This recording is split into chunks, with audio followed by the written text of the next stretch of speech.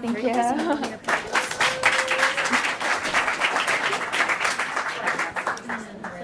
So this past summer, I was working on campus, and I decided that right at the end of the summer, before school started, I wanted to go home and visit my family because I hadn't seen them for most of the summer. Upon going home, I found out that my parents had taken their free time over the summer and bought themselves a Roomba, which for those of you that don't know, is one of those little robots that drives around on your floors and cleans your house. And as a robotics engineering major, it was probably the most excited I'd been to come home in a while because of the fact that my family had now gotten into the robotics field and were really excited about the work that robots were doing. And so I spent probably a little more time than I cared to admit watching this robot clean the floors of my house. So I sat there and I was just watching it drive around and clean the floors. And at one point, this robot went screaming straight towards the stairs as though I was going to go tumbling down them. So me, with a really big concern for this robot's safety, went diving for it, trying to save it. But it turns out the people that made this robot were thinking ahead. They added in a sensor that could sense the edge of the stairs, stop it before it actually went flying down the stairs, and have it turn around and drive back through my house.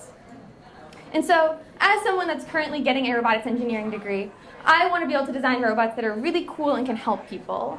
And what I found in my work is that a lot of the things I love about humans are the same things that I find I love about robots. And there's a lot of similarities that can be found between what we see in robots and what we see in humans. One of the big ones I've noticed is that both robots and people love having a good routine. So people will wake up every morning, they'll get ready for work, they'll go to work, they'll come home, eat dinner, go to sleep, just to wake up the next day and do the whole thing over again. And so what you'll see there is that people get stuck in this little loop that they do.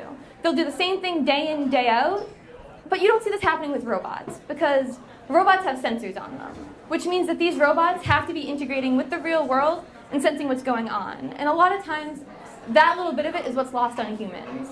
People will get so caught up in looking at what's inside their little loop, what's going on in their head, that they forget to look at the actual world and what's going on there. And so I've seen this a lot on a college campus as well. So as someone who goes to school here, I'll see people flying through their day. They have, like, in their heads it's thinking, okay, I've got 4 years at school. Of course I'm going to have to take classes on a college campus. I'm going to be taking these classes towards my major, get a degree, and leave. But there's so much more you can do with 4 years of your time. And so what I found is that a lot of people, if they just stop and take a second to look around, what they'll do is they'll find that there are so many other opportunities open to them. And so what they can do is they can see that there are all of these other events going on campus, there are all of these other clubs available to them, and these things are what will bring them new information, they'll meet new people, and they'll have a whole slew of new experiences that help them broaden their horizons and teach them more about what it means to be a human on this planet. And those things aren't going to be part of the little loop that happens on their own. These things are the things that will help keep them learning about new things and trying to make the world better. And in robots, we're starting to see this as well. Robots have gone from just sensing to being able to learn on their own, which is called artificial intelligence. So artificial intelligence is when a robot will be able to sense the world, and it'll come back around and it'll learn from those experiences. So instead of driving into the same wall over and over again, a robot will learn, okay, if I drive in that direction, it's going to hit something. So I'm going to turn in a different direction, and they'll learn from that and keep trying. And that experience of learning from the surroundings is something that people could really learn from, because if they're taking that 2 seconds to learn, it broadens their whole spectrum.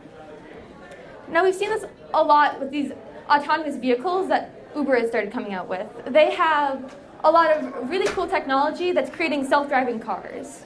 And what we've seen when these are tested is that oftentimes the robotic drivers are better than the human drivers on the road, which may not be the best thing in the world since there's more human drivers right now. And we found that a lot of the time that happens because of the fact that these humans are stuck inside their little bubbles. They won't be able to look beyond what's inside their own head, and that's what gets them into the most trouble. If people were thinking about what's going on right in front of them, almost all of the accidents that are happening in the world would disappear because of the fact that they're paying attention to exactly what was going on in that moment.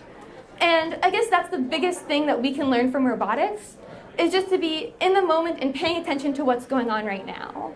Robots can teach us how to sense the world around us, pay attention to it, and then take that information that we're seeing in the world and put it right back forward. Because if these robots are being able to learn on their own now and be able to take all of this time to advance themselves, why aren't humans taking the time to do the same things for themselves? Thank you.